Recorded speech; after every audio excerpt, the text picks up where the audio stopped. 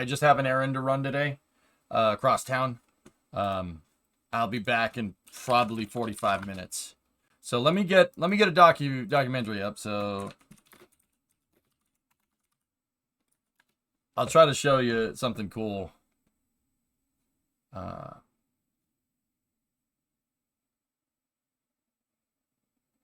Ta-ta for now. I will be back. We will keep going with this, and we will get this thing to come back down in one piece automatically.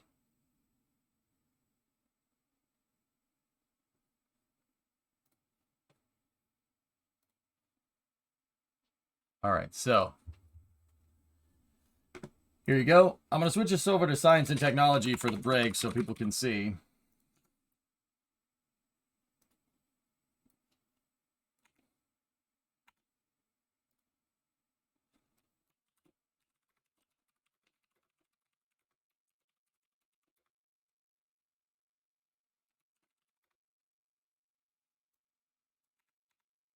And we will go from there. Can we watch a Starship D-stack? Nah, I got something teed up, dude. All right, so I'll be back in 10 fagizzies, as in where the fagizzy. I'll be back in a moment. See you guys on the other side of break.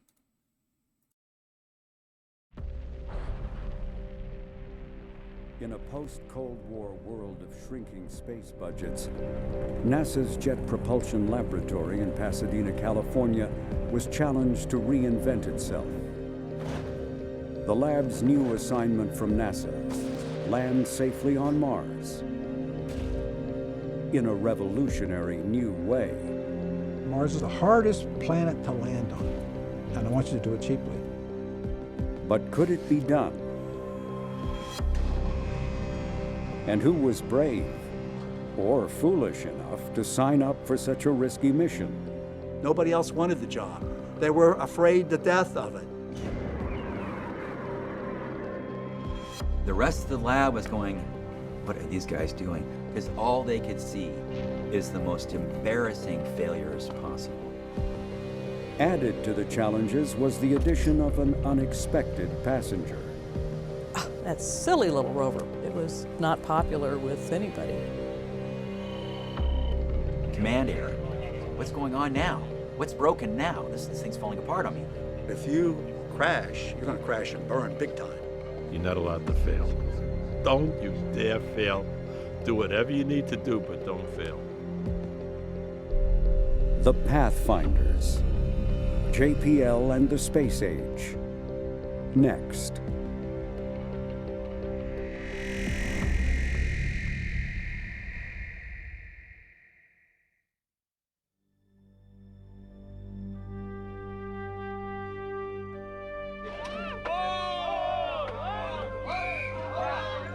In 1989, the Berlin Wall fell, marking the beginning of the end of the Soviet Union, the end of the Cold War, 2, 1. and the beginning of a decade of shrinking budgets for America's space program. And that meant major changes, declared the new head of NASA, Dan Golden. It is scary. I can't promise that everything's going to be okay. To the shock of many, Golden predicted that the space agency's very survival was in doubt unless it embraced change. But I can promise that if we go for the survival mode, as an agency in 5 years, we're dead. So let me walk you through some of the issues. Golden delivered the same message at JPL. Never ever go back. JPL will never ever look like it did. You will not build very many spacecraft that look like this. You got to erase that from your mind. I remember his first meeting with the JPL Executive Council, and he was no nonsense. He said, you know, when I come out to JPL, I see 6,000 people all clustered around a single spacecraft. He said, that's not the way to do business. That's Battlestar Galactica, and there aren't going to be any more Battlestar Galacticas. When I came here the first few times, it was with malice aforethought that I did everything. But let me give you some evidence. they were too cautious, so I used some theatrics. The Mars Surveyor was supposed to be faster, better, cheaper. Gravity works. This is not the way to do things. There is no excuse for all this paper in that package. And what this package called out is the famous JPL Procurement Forms Manual.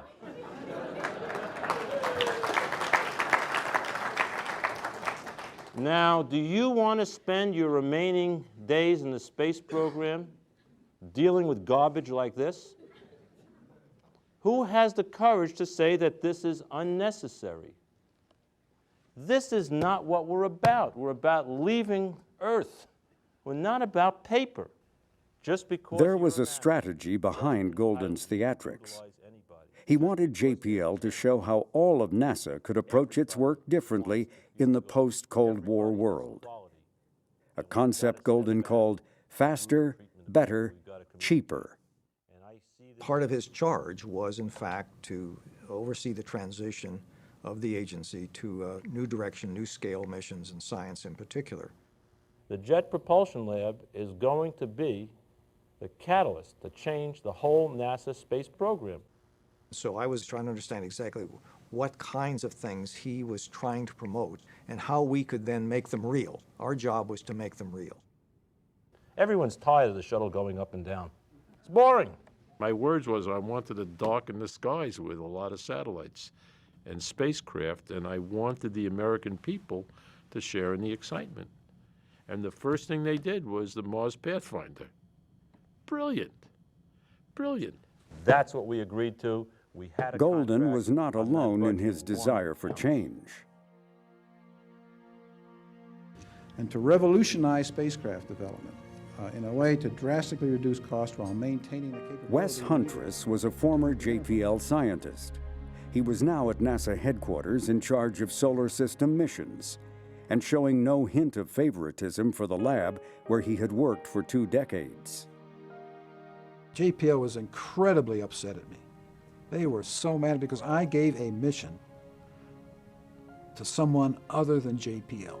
JPL felt at the time, we're the planetary program, we're going to do all the flight missions, we should do all the flight missions because nobody else can do them like us. How could you possibly give a mission to somebody else? And the answer was real simple, and that's because your proposed cost was way too high. In the area of planetary exploration, with JPL's attention now fully engaged, Huntress offered up a challenge. JPL will give you a hard one, because you're good at hard ones. And that's landing something on Mars. And I want you to do it cheaply. Mars Pathfinder, as it came to be called, was to be a technology demonstration. The goal, proving that it was possible to land on Mars using airbags. And there was really no basis for knowing whether we could do it or not. We had no experience in that area. But we knew that if we didn't sign up for it, somebody who had less to lose than we did would sign up for it. And we might just deal ourselves out of the game. So we said, of course we can.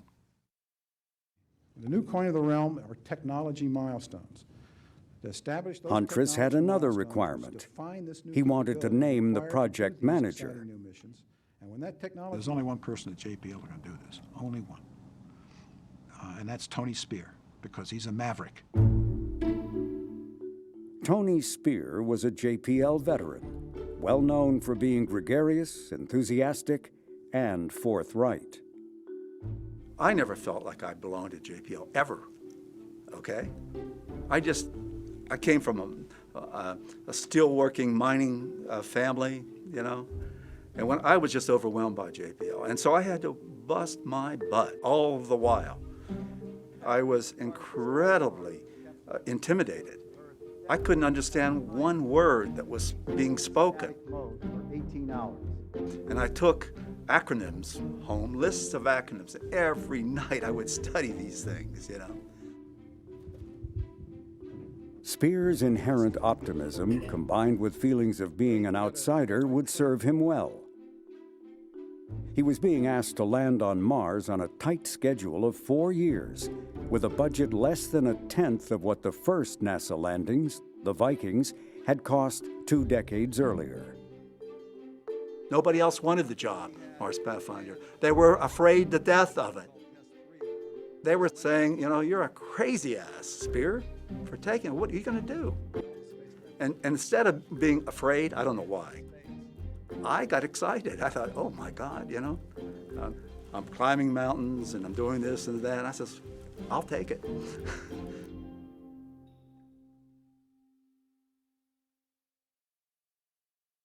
I will be a very close monitor of the time. Tony, you have 10 minutes. Got a 10-minute late start, so I expect you to make it all up. John says he didn't care what I said, just get done in 10 minutes. Actually, I'm young. I was good looking before I started this. This is what happens. Here's one experiment coming up. We got this thing, and now we got to do it. And Pathfinder, his major objective is to demonstrate a low-cost delivery system for landing things on Mars, okay? And we use a Viking parachute. We use a Viking-like aeroshell. We use automobile-like airbags. We use Russian. I would show the simulation of the balls bouncing. And everybody in the room would laugh. They would giggle. Oh, my God, give me a break. Anyway, how am I doing, John? How much time? 5 more minutes. Good. Okay. I was thinking all the while, how the hell do you land on a planet? I had no idea. Some of the original ideas for an airbag landing were these back-of-the-envelope sketches. As the plan envisioned, Pathfinder dives into the Martian atmosphere at 16,000 miles per hour. Protected by its heat shield, the spacecraft burns through the Martian atmosphere, reducing its speed to 900 miles per hour. Next, a parachute is deployed. Then the heat shield and back shell are jettisoned, and a rope drops to detect the ground. The airbags inflate. Seconds later, the lander hits the surface at 50 miles per hour, bouncing stories high. After the lander finally comes to rest, the airbags deflate, and an antenna rises up, transmitting back to Earth the news that the lander is, somehow, still in one piece.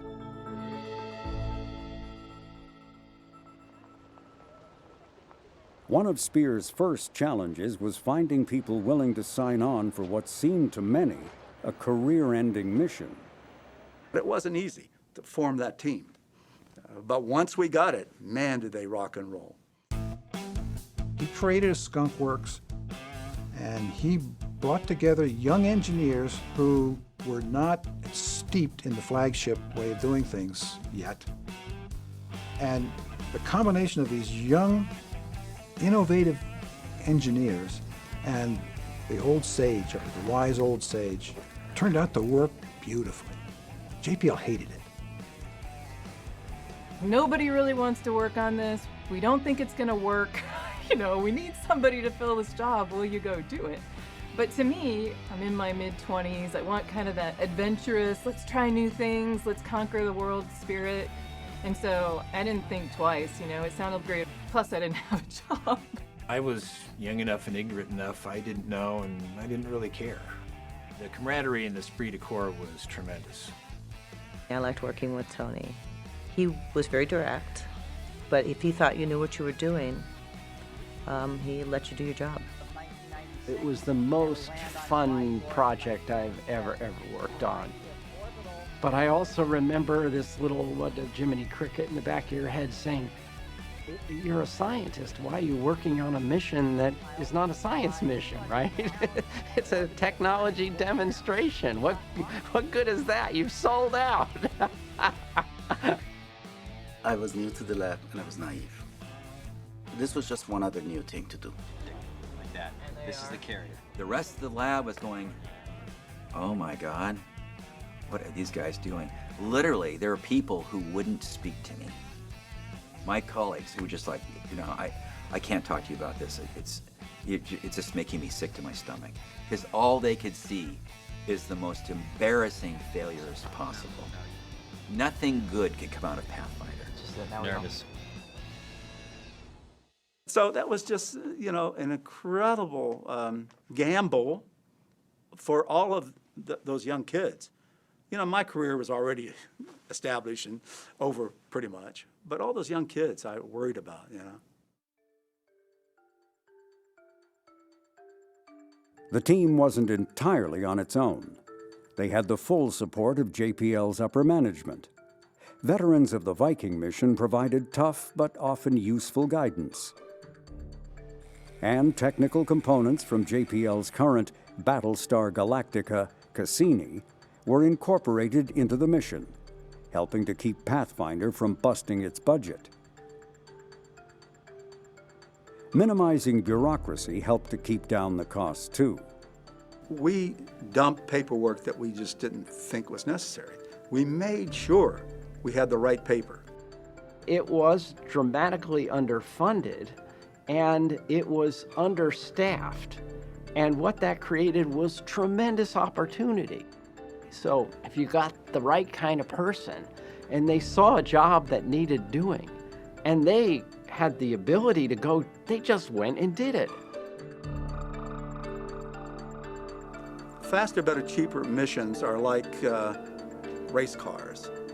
You got to have one hell of a pit crew behind you, and you need a really good driver. But if you crash, you're going to crash and burn big time.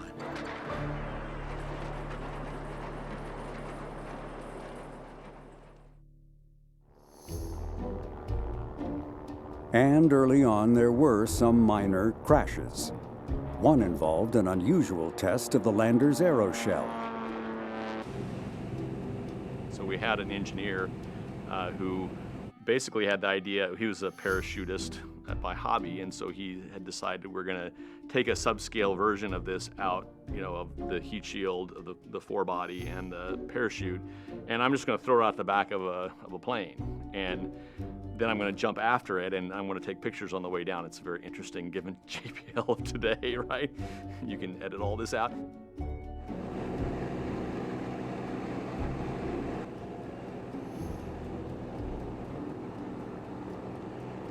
The aeroshell, weighing over 200 pounds, almost immediately began tumbling out of control.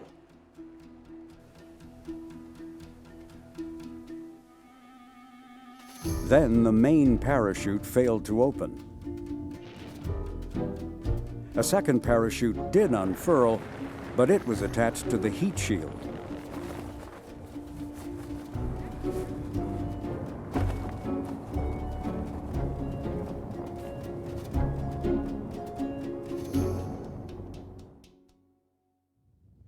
Meanwhile, the aeroshell smashed into the ground at an estimated speed of over 200 miles per hour. What happened?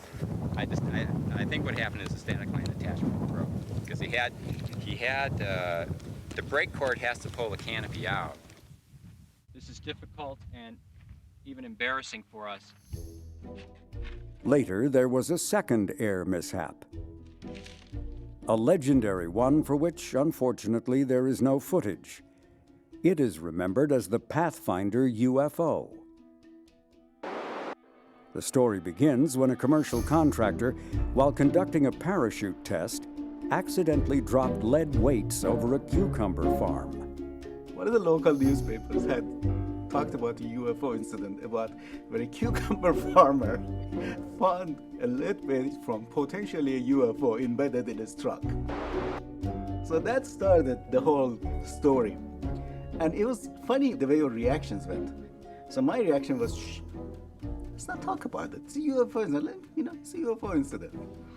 And finally our management said, there is no way you can't talk about this. We have to come clean. We made the farmer very happy. We bought him a new truck, and we promised him that for his daughter's birthday, we would fly over with a happy birthday sign. Now Caltech is really worried. What are you doing, Spear? You know. Reining in the younger members of the team was one of the responsibilities of Brian Muirhead, a likable but hard-nosed technical leader. Somebody pay attention to the management. Brian was total nuts and bolts, you know, get it done kind of a guy. And so that absolutely is what Tony had to have, was somebody like that who could be his person to go off and clean up all the messes. If this is the surface of the atmosphere, we're coming in and we have to... I had never been a flight system manager. You know, I had delivered, you know, sizable things at the lab, but nothing like the flight system of a spacecraft. And it's the people that came around me on the flight system team we kind of accreted a team of radical kind of thinkers. Muirhead was open to new ideas, but they had to be subjected to tried and true methods of proof. Which is build it, test it, break it, fix it, do it again. But not everything could be fully tested. I was very scared of the parachute, I gotta tell you. Mostly was that the parachute was the one thing we couldn't test in any realistic way. Assuming the parachute worked, the next challenge was knowing when to inflate the airbags, just seconds before hitting the ground. The original idea of hanging a rope with a sensor at the bottom proved unworkable, so radar was added. But that solution raised new problems. The devil's in the details. That's where I got into the picture, was in the devil's in the details.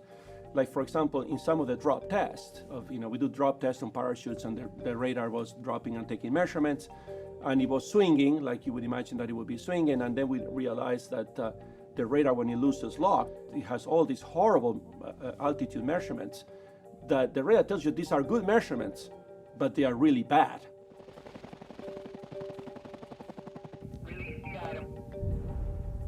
To increase the chance of a safe landing, rockets were added in hopes of further slowing down the lander.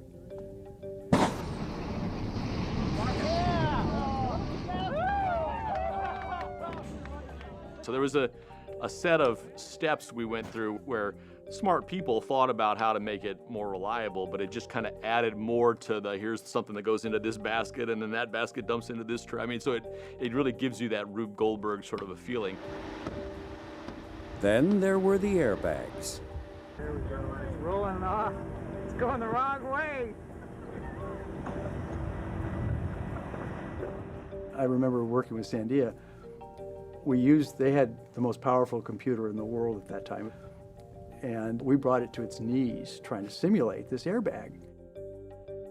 In the early 1990s, computer processing capability was just getting good enough that we could imagine really bringing all of these simulation programs together. There were certain parts of it we came to realize you really couldn't treat very well with a computer simulation. The airbags being by far and away the foremost example. I would guess that we didn't understand 90% of the fundamental physics that goes into the airbag. However, I would also argue that we didn't understand 50% at the end of Pathfinder.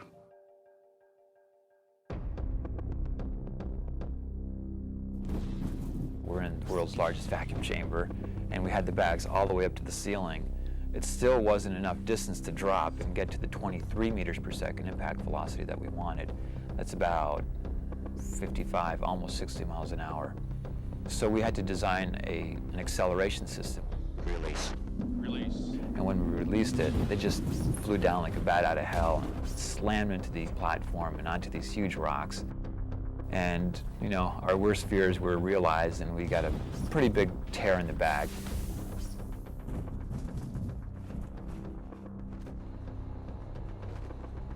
I don't think we cried. I came close to have tears in my eyes. There was one test in particular. We said, okay, there's a way to solve this. Just kill it. Let's put a 800 denier canvas on this thing. Nobody could tear into that. Put it under. Release. Dropped it. Gashes. Tore the airbags lobe to lobe. And that was the moment that both of us thought, we may not make this. We may not launch this. They did develop a tech, even sort of like this. I used to think I could control it, but every time I wasn't paying attention, it would be going like this.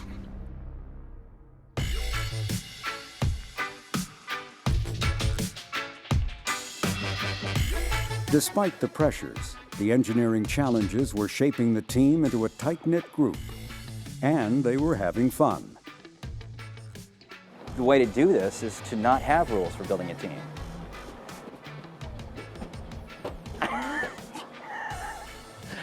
This is what teamwork's all about.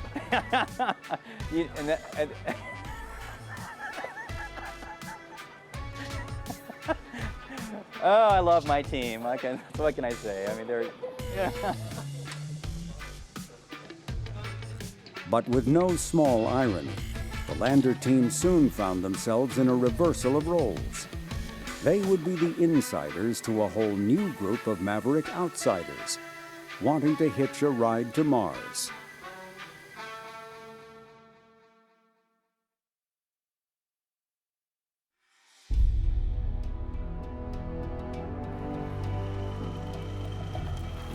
Long before Pathfinder, scientists had dreamt of machines roaming the surface of Mars. They would be robotic geologists, examining and collecting rocks to unlock the secrets of the planet's ancient past. But the early prototypes were massive and impractical. Rovers needed big computers because they had to do all these calculations to keep themselves safe. So one-way light time delay, you can't joystick a vehicle on the surface. So you need to be able to put in hazard detection and avoidance. And at that time, those needed big computers.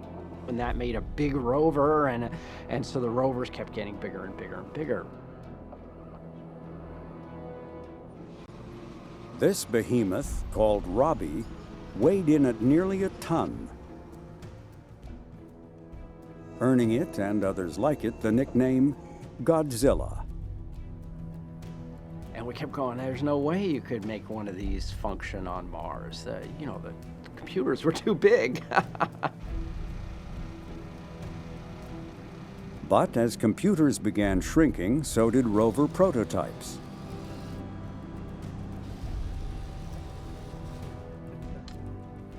And now there was a political motivation for becoming serious about a rover on Mars.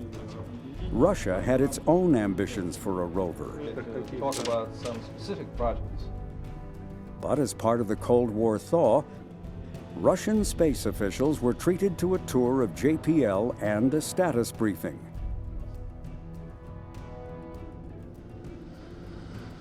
The Russians reciprocated with a Rover Fest on JPL's mall. A month or so ago, the head of the Russian Space Agency, Mr. Kovtchev, was here, and we showed him Rocky, but we wanted to have more substantive technical discussions with people and try to get some information exchange going. Donna Shirley was the team leader for JPL's rovers. She was also JPL's first female aerospace engineer. I got a lot of teasing and everything, but at the time, people were not interested in whether you were green or purple or blue or female or male or whatever. They were mainly interested, could you get the job done? The only thing really bad about it was that everybody smoked cigars in those days, and so they were literally smoke-filled rooms when you went to a meeting. There were other women at JPL who were doing technical work, but they were running these mechanical calculators. And these women were called computers, because in order to do these complex navigational calculations, they would run these calculators, ching, ching, like a bunch of slot machines all running at the same time. And if they were taking square roots, it would be absolutely deafening in there, because they would. So they did all the complex calculations, but they weren't engineers for the most part. Most of them didn't have degrees. They just were smart women. Throughout Shirley's life, Mars kept appearing. Her introduction began as a child, reading works of science fiction. Pretty much assume that either you know something. And now she was the champion for a Martian rover, but finding the assignment a hard sell. And so when we say we have 25... And the scientists said, that silly little rover, what on earth can it do? It can't do anything useful, because they were used to the idea of a very large rover that would go 100 kilometers around Mars and collect lots of samples. And the lander talks to us, and the lander has the hard job of getting the data back. As part of her pitch, she could point to a recent test that had put a rover named Rocky through its paces in the Pasadena Arroyo.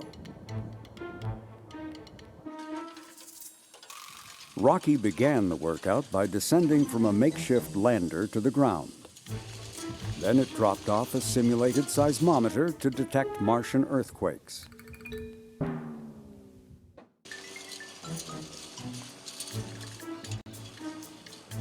Next, the rover made its way to a rock, where a small hammering device was to chip away at the stone's exterior. But here, Rocky experienced a major malfunction. All of these vibrations caused the rover's computer to lock up, leaving the rover pecking away in an endless loop. This glitch required a manual computer reset. Okay, we're ready to go. Launch. Okay, here we go. After the reboot, having regained its senses, Rocky picked up a soil sample and ambled its way back and up onto the lander.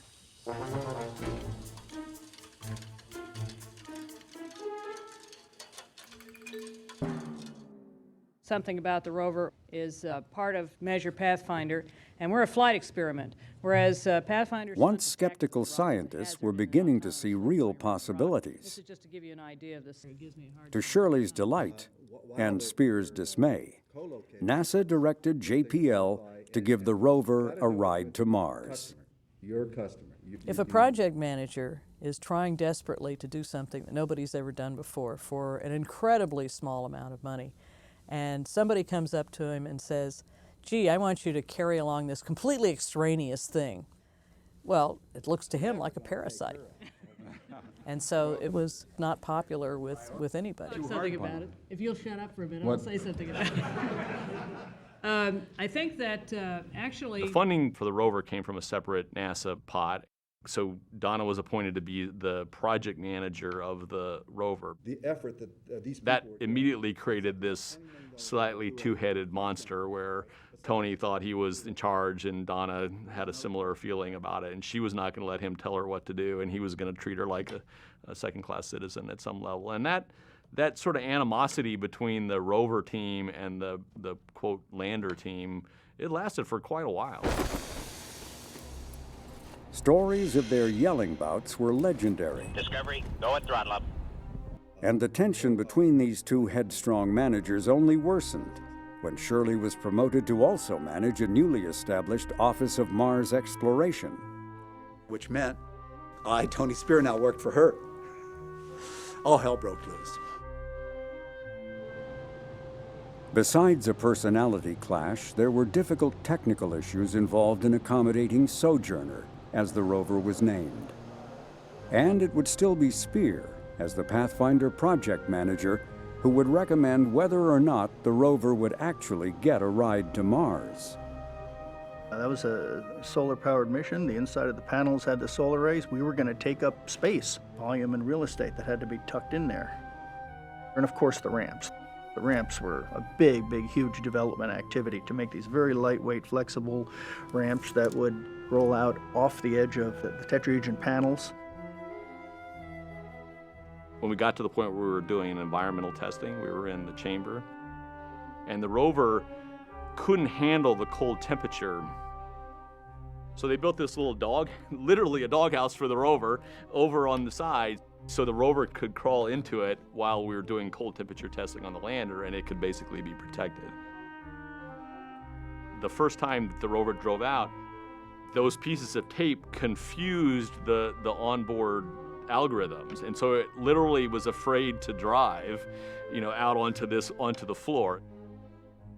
And so the lander guys, all thought it was hysterical that here's this rover that, is going to drive around Mars and it can't even figure out a way to drive in the flat chamber floor of Building 150.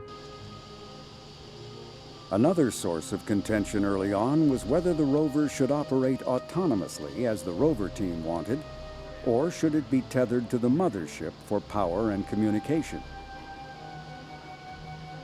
This one manager at NASA, I would go back and brief. He was listening to me, and I'm up, walking around with my microphone, and I'm getting caught up in the cord.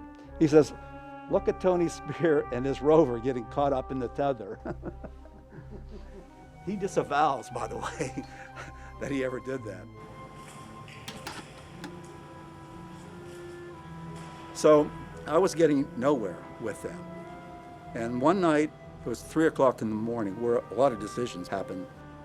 I realized, man, do you have a good team. I came in the next morning, I'm thinking, damn, I have the solution. And I say, I will let you do the rover without the tether. They were stunned. What I realized at 3 o'clock in the morning, if I chose their approach, they were going to bust their butt to prove to me that I made the right decision. And it just happened like a flash. Hey, that's the answer. You know, get over it, Tony. Just do it.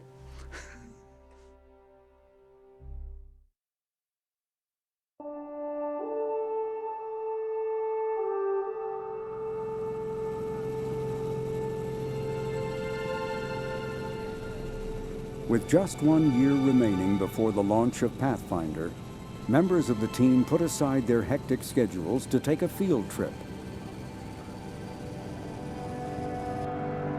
to a place as close to Mars as exists on Earth.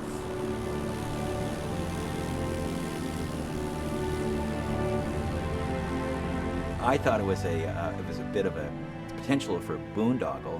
I had a lot to do, and I didn't think I had time. But Matt Golombek says, "Rob, you gotta go. You gotta go."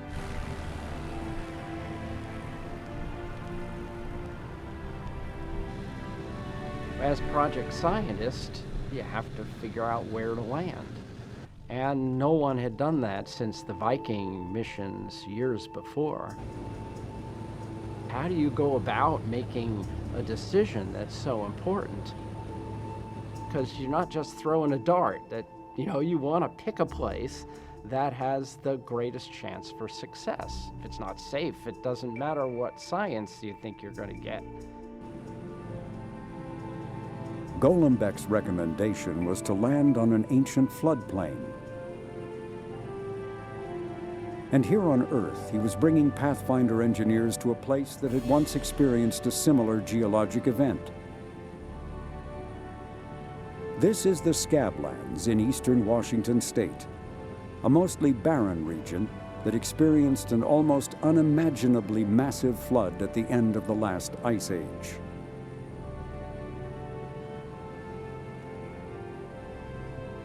Why is this important? Well, because where we were going on Mars is a place where clearly we could see that billions of years ago, water coursed over the surface of Mars in exactly the same sort of cataclysmic flow of water. The place we were landing at was going to be at least 10 times more dramatic, where even hundreds of feet high water, miles across, raced down the mountain and just completely altered the surface over the matter of hours and days, billions of years ago.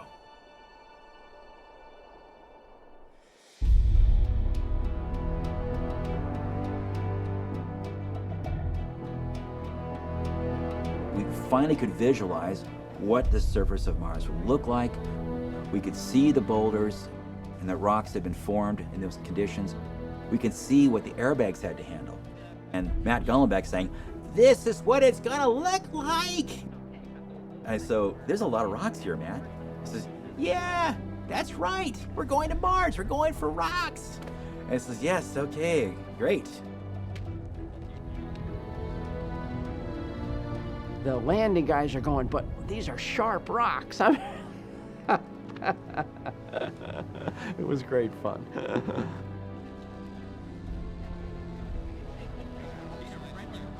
And by the way, when you're this high above the ground as a rover, rocks this big are really scary.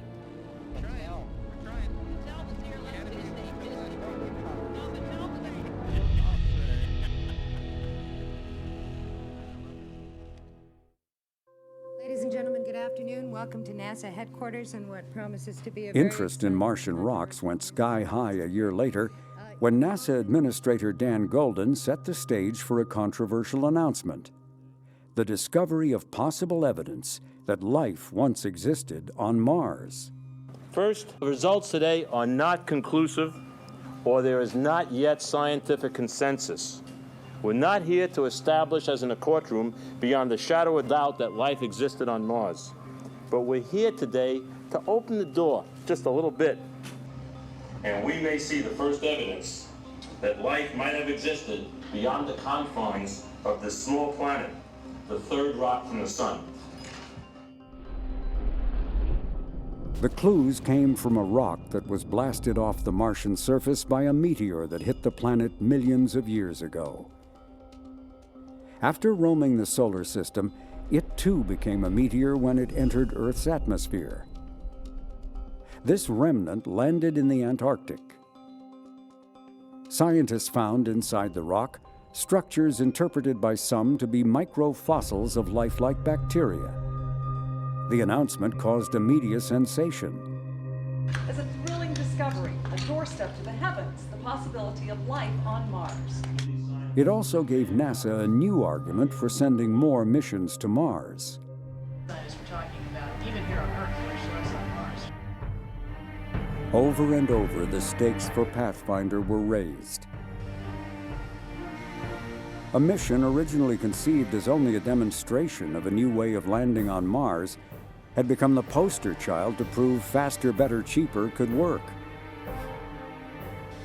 Then room had to be made for a pesky and demanding rover. And now, with the announcement of the Mars rock, NASA's hopes to expand its exploration of the planets was riding on board Pathfinder 2. Failure, Spear was told, was no longer an option.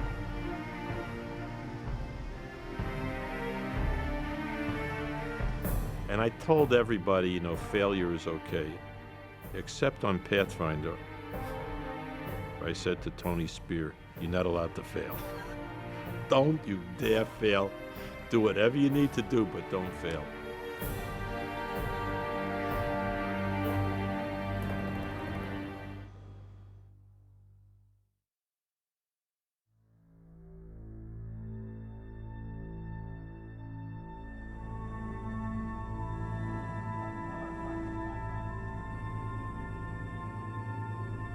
The pressures on the Pathfinder team continued mounting all the way up to launch.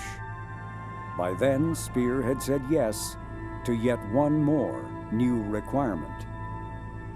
Do you want to land on the 4th of July? I said, let's go for it. What the hell? If we're going to splat, let's really splat.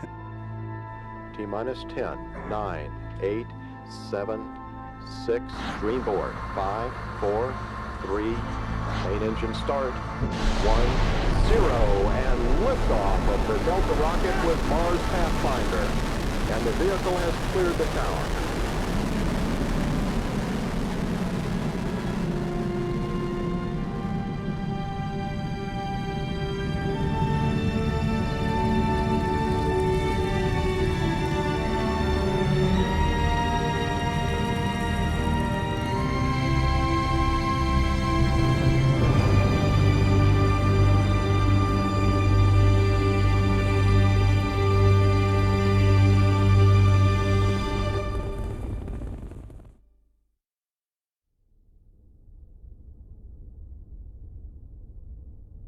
The launch was picture perfect. And as Pathfinder emerged from the shadow of the Earth, the spacecraft sent out the message that its solar panels were charging. For some unknown reason, though, the spacecraft's sun sensor, vital for navigation, was failing to see the sun. Working better than I expected, and I don't understand it right now. I need to analyze it. Because we're getting out of the sun sensor field of view right now. Yeah. Without the sun sensor to help with navigation, the spacecraft would never reach Mars. And I hear our colleagues saying, you know, I see the sun in the solar arrays, and they are interrogating me, ACS, do you see any sun yet? I said, no, negative. No, we're getting out of the sun sensor field of view right now. You're pointing, what, 30 anomaly? And then I hear, you know, talking around, well, we see the sun, you know, and then I realize at that point, you know, I get, you know, this cold sweat. I'd like to report that the tilt is about 3.4 degrees. The problem was surmised to be debris sticking to the sun sensor. That would have occurred when the spacecraft separated from the final stage of the launch vehicle. Yeah. Can you report the temperatures listed in the procedure? So there was this anomaly with the launch vehicle. This goop goes on the sun sensors, and we're looking and watching the data in the MSA. Do you have the telemetry you need to? It never went to sun. It just said no sun, no sun, no sun, no sun, no sun. You know, being rocket scientists, we're like, we think the sun is there. We think that the sun sensors just aren't seeing it. The estimated spin rate is all screwed up, especially with the sun sensor glitch. Fortunately, one of the few backup instruments on Pathfinder was a second sun sensor. But to switch to it required sending up a software patch. I'm on console as a flight director, and I send the first bundle of software to the spacecraft, and it worked fine, great. Then I do another one. Didn't work. What? Do it again. Didn't work. It gets rejected. Command error. That's strange. What's going on now? What's broken now? This thing's falling apart on me. Okay, now. The files were finally loaded on board by the peculiar solution of lowering the data transmission rate. Had the fix not worked, Pathfinder would have been lost in the first few weeks of a 7-month journey to Mars.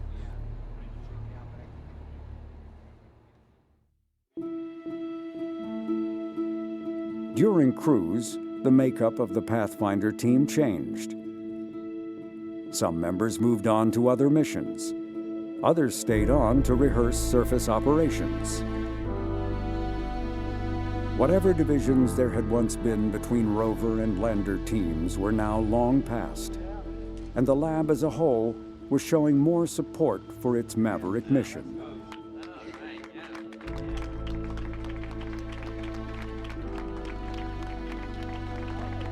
An interesting thing happened. Everybody who felt that this was a mistake and that it wasn't going to work and yada, yada, yada, when you get to the launch pad, there's no reason for anybody to not want it to succeed. All of a sudden, everybody's your friend.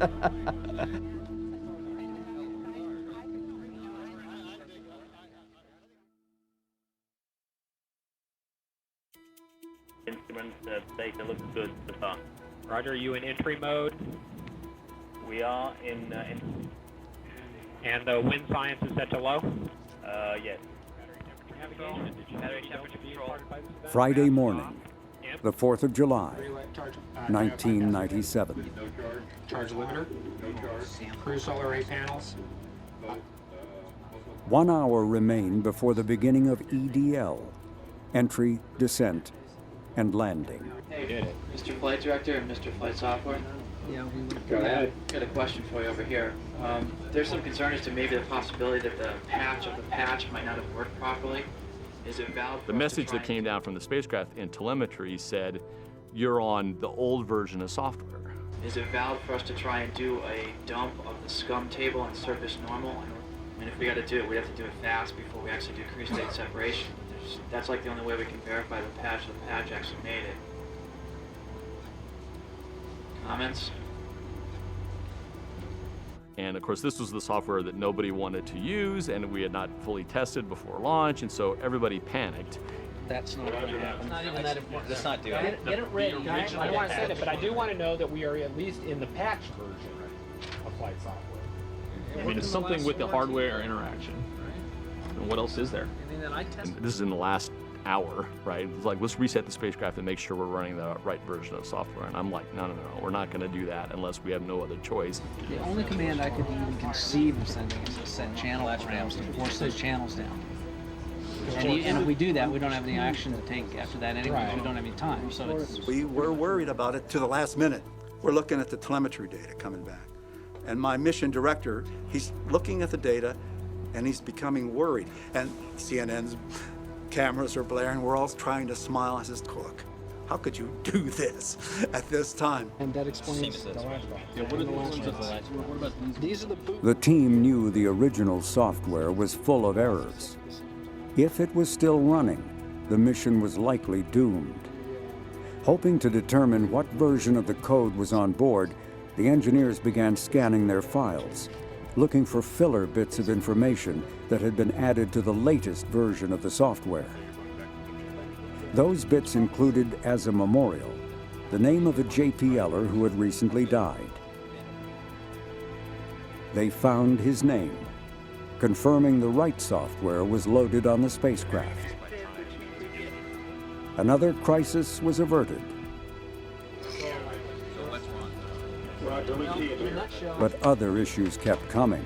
That just took 3/4 of my downlink power. Yes. I understand. We know. Where's Rob? That is not good. That's not good. This is the Mars Pathfinder Flight Director. We are currently approximately 15 minutes away from cruise stage separation. All telemetry continues to look nominal. CDLCom reports spacecraft ranging channel off event.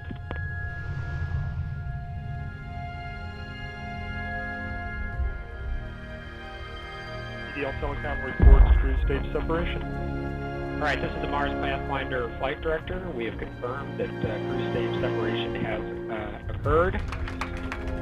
All right, we will now pass EDL operations to our Chief Engineer and Entry Descent Landing Lead, Rob Manning, who will report the real-time EDL status. Really, there's these few minutes where everybody wants to know what's happening, and you just don't. It's scary, and at the same time, it's exciting as hell. The spacecraft now is about 7,500 kilometers above the surface of Mars. It's still traveling at about 7.4 kilometers per second. Very fast. We were all apprehensive. There were so many things that could have gone wrong, and everything had to go right. 30 seconds till entry. Spacecraft is now slowing down very rapidly.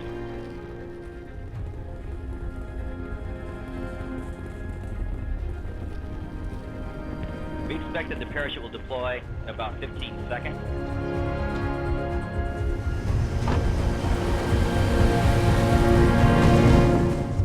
Parachute should now be deployed.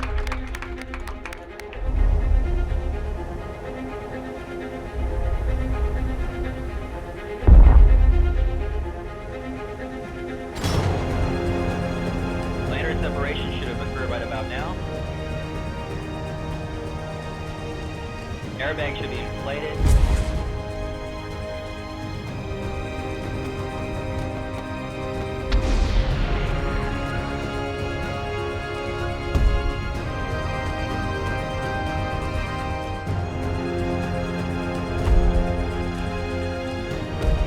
EDLCom, a weak signal is coming in and out of the spectrum. Yeah. I'll do that. Yeah.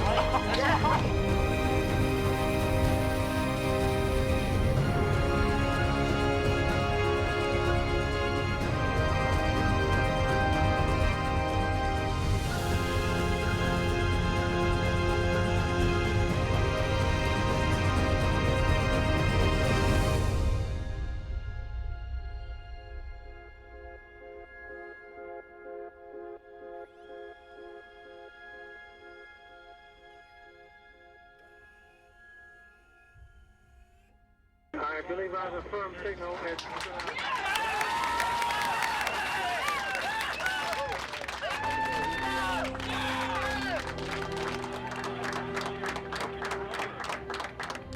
I won the lottery. The feelings of the people, not just me, everybody in that room was incredibly relieved.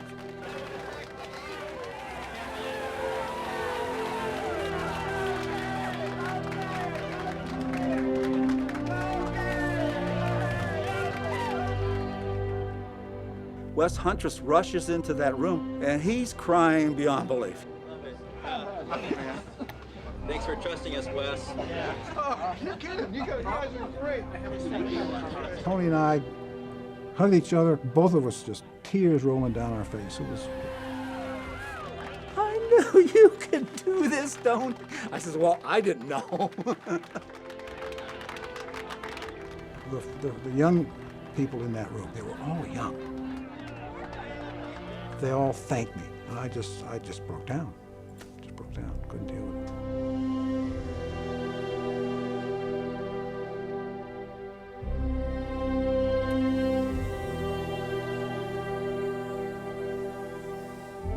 We have imaging data.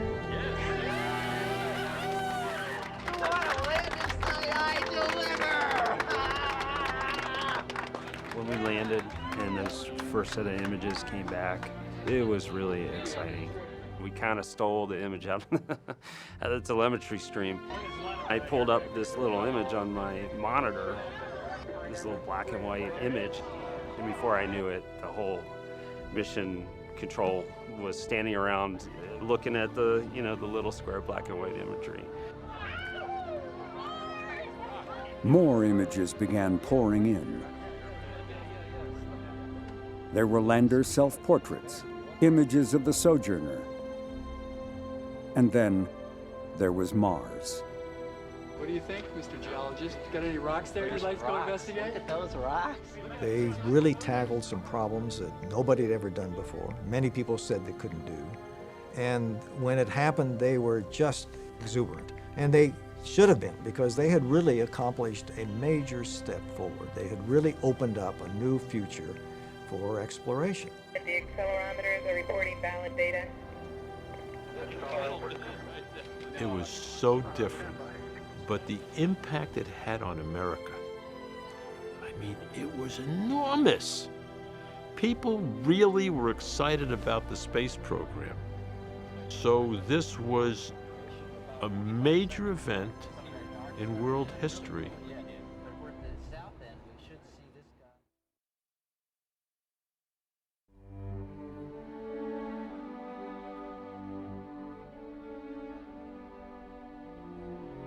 On the second day of operations, Sojourner slowly rambled off the lander and touched the surface of Mars.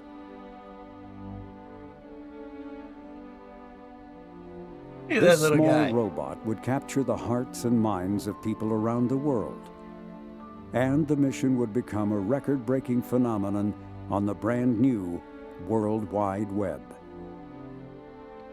I'm quite fond of that. Even the rocks in view became celebrities when they were given names like Barnacle Bill, Yogi, and Scooby-Doo, demonstrating that science could be fun. Scientists were elated with their findings too, especially for a mission originally conceived only as a technology demonstration. How the heck It was always known that the lander's battery would eventually fail. How is that possible? And on the 83rd Sol, as a day on Mars is called, the lander went silent.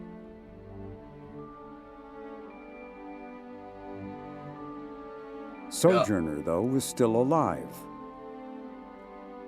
The little rover, as she was pre-programmed to do, would have circled the lander, calling out to the mothership, listening for a reply that would never come.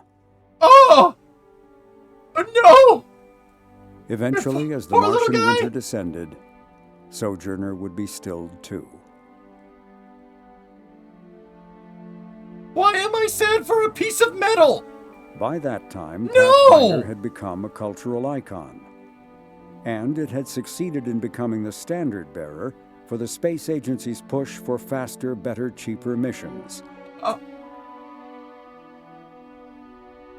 But more than once, the mission had skated near the edge of disaster. Was Pathfinder the path forward for planetary exploration? Or had it been an extraordinary, once-in-a-lifetime event undertaken by a very special group of people? The answer was not entirely clear. As for those two headstrong managers, Donna Shirley left JPL not long after Pathfinder. Tony Spear, having won his version of the lottery, retired. And many of the young Pathfinder mavericks went on to assume major leadership roles at JPL. Yeah! They would be responsible for blazing new trails for future rovers that in the days to come would once again roam on Mars. Talk about a good design. MERA&B, Spirit and Opportunity. Those things were they exceeded operational lifetime by a little while. Yeah. Oh. But that's a story for another day. I hope you guys enjoyed it. JPL has a bunch of documentaries on their YouTube channel, and it's all public domain, so we can watch it. It's not a big deal. And, you know, it helps when you have permission as well. But yeah. Spirit for 11 years. An Opportunity went 13. They were expected to last 3 months. They both lasted a decade. I think they did okay. I mean, heck, how long has Curiosity been up there? 12 years?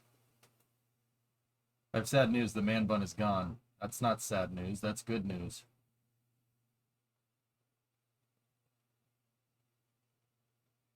Here, I'll get you guys the link. I'll post it again. I would like to exceed my operational lifetime on Mars. Yeah. Visibly, yeah. With you on that one. Avi was 14 years. What a beast. All right.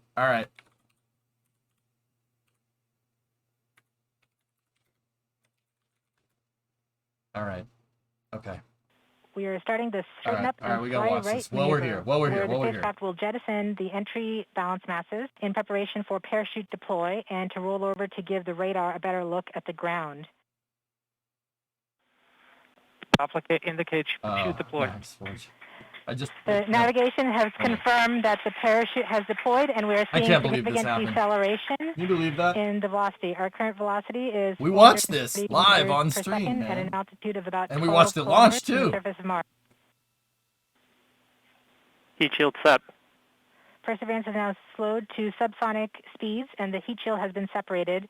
This allows both the radar and the cameras to get their first look at the surface.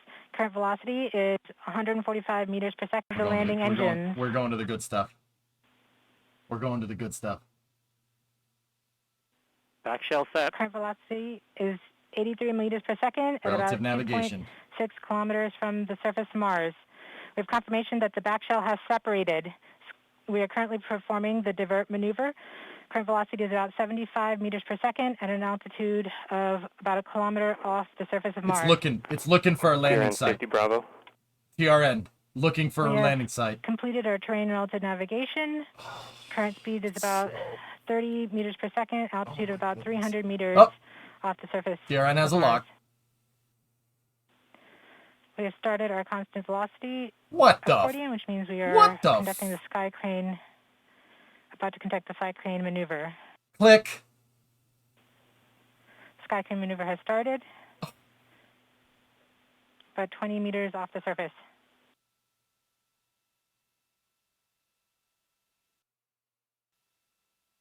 We're getting signals from MRO. Tango Delta. Touchdown confirmed. Perseverance safely on the surface of Mars, ready to begin seeking the sands of past life. Dude, are you kidding me? Are you kidding me? So TRN guys, just thought I'd mention it while we're here. They're talking about terrain relative navigation. So this thing, the landing rig, this thing that you see right here, that has cameras on it. I'm not exactly sure 100% where the cameras are on this thing. I think they're those, but I don't know. Long story short, the guidance system has been fed a bunch of images. Images of Mars' surface, right? And the computer knows, what a flat spot on Martian terrain looks like. They know what it knows what a flat spot looks like. When they separated that aeroshell, they flipped on terrain relative navigation, right? Basically, the downward-facing cameras on the landing rover are taking in the images, you know, these images right here. It's taking in these images in real time and comparing them to, you know, okay, what does a flat spot on Mars look like? So we can set the rover down in a flat spot. It looks at these, and then it looks at its reference images, and it's like, oh, okay, that's a flat spot. And it finds it, and it lands it there, and it plots a landing solution in real time. Almost like somebody was flying the damn lander, but a computer was doing it. Velocity is 83 meters per See, second. that's the reason why it kind of tilts out and looks over here, and then tilts kind of back and looks the other way. The relative navigation is looking. It's looking for a flat spot. 75 meters per second at an altitude of. That's why it kind of does this swing back and forth thing. It's looking for something flat. Bravo.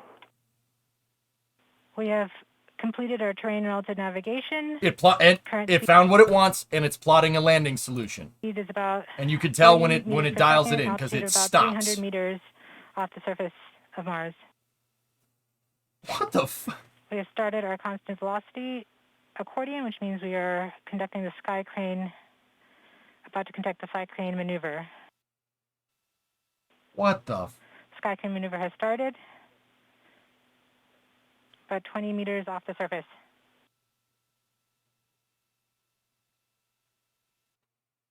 Yeah, that's right, Jim. Yeah. They're tilting to get away from the back shell, and then it goes all the way to one side, it goes all the way to the other. Touchdown confirmed. What the frick? What the frick? That's dude. How? That's.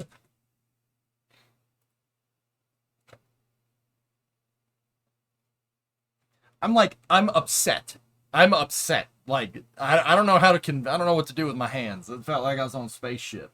And like I am upset for that. Like that is so ridiculously cool. I can't convey how freaking cool that is correctly. So I just get upset with myself because I can't convey my emotions correctly of how awesome that is. So I'm just like sitting here like, this is just bagouche. I am peeved right now. It's just like, man, that's cool. What's that thing? Oh, geez, that thing. Yeah, relative navigation, man. New Shepard uses relative navigation. Fun fact. That's how, you notice when New Shepard comes down, it kind of skitches to one side, and then it looks for the landing site, and then it locks in and goes down. Yeah, it's using TRN as well. It actually helped demo. They used TRN on a New Shepard mission to help prove that TRN for Martian landings would work. Yeah, they put the same. They literally put the same thing on a New Shepard booster.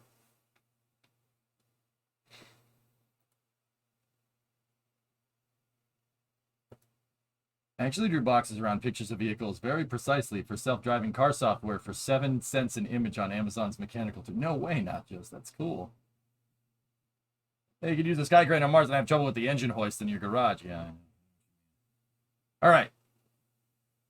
Relative navigation is cool.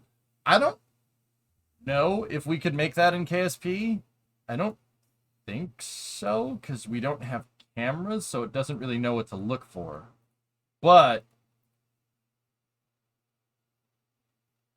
in fact, it was the booster that had the issue. In fact, it was the booster that had the issue a few minutes after. Show the scale. Perseverance and Curiosity are not small.